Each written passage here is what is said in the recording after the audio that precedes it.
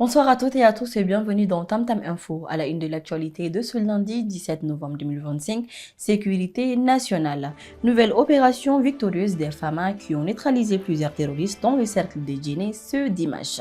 Sécurité intérieure, la police nationale accueille plus de 900 nouveaux gardiens de paix formés dans le cadre de la militarisation des forces de l'ordre. Souveraineté fiscale, le Mali accélère la mobilisation des recettes fiscales pour atteindre un objectif historique de 1387 milliards de francs CFA. Diplomatie et culture, le Mali réaffirme son soutien historique à la cause palestinienne et célèbre le prestige de son patrimoine musical au Aga Khan Music Awards.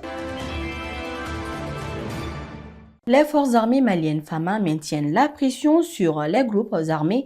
Une nouvelle opération a été menée avec succès ce dimanche 16 novembre dans le cercle de Djenné. Suite à la filature d'un véhicule transportant des combattants armés, les FAMA ont engagé le combat à 20 km à l'ouest de la ville, entraînant la neutralisation de plusieurs terroristes.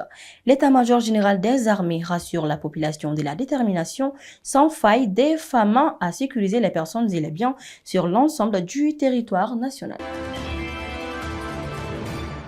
La police nationale du Mali s'y renforce. Ce samedi 15 novembre 2025 a eu lieu la cérémonie de sortie de la 10e promotion des gardiens de paix. Présidée par le directeur général Youssouf Koné, cette cérémonie marque l'intégration de plus de 900 nouveaux agents formés dans le cadre de la politique de militarisation de la police. Après 6 mois de formation militaire intensive, ces nouveaux gardiens de paix sont destinés à des missions variées, allant de la lutte contre le banditisme urbain à la participation aux opérations de contre-terrorisme pour faire face aux menaces complexes qui sévissent au Sahel.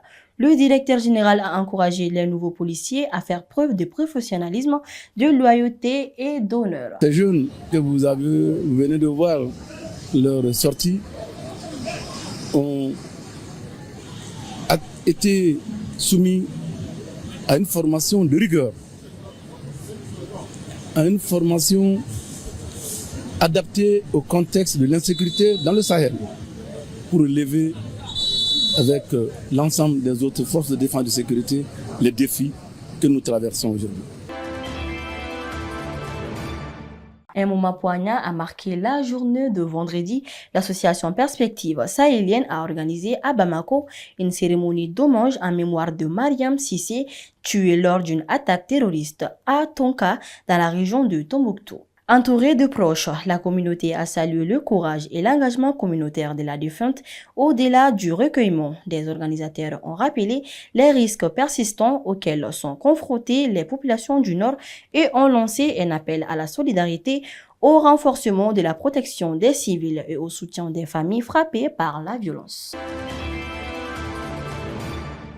Le Mali est plus que jamais mobilisé pour atteindre la souveraineté économique.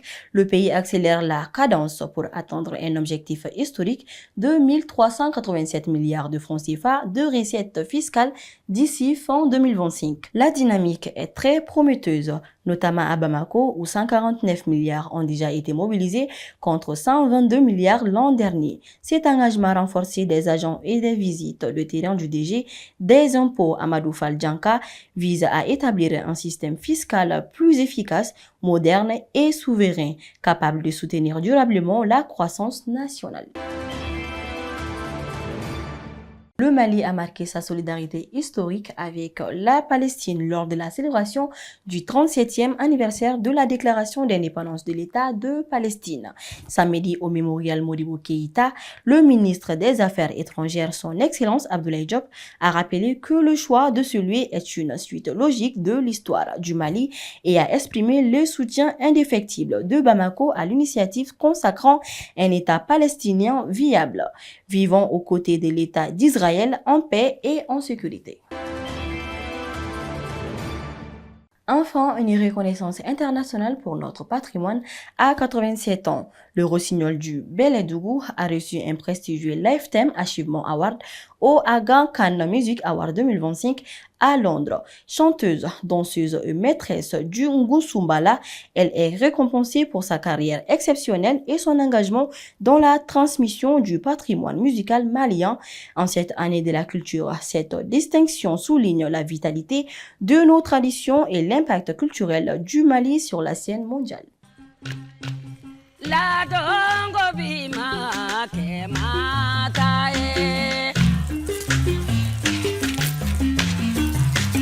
aya wili anga nuba anga jamana anezo dia jamana la dongo onumanya jamana ke atigi batae.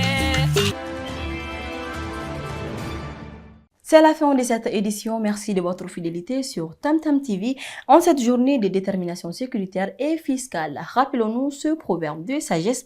La force du baobab est dans sa racine.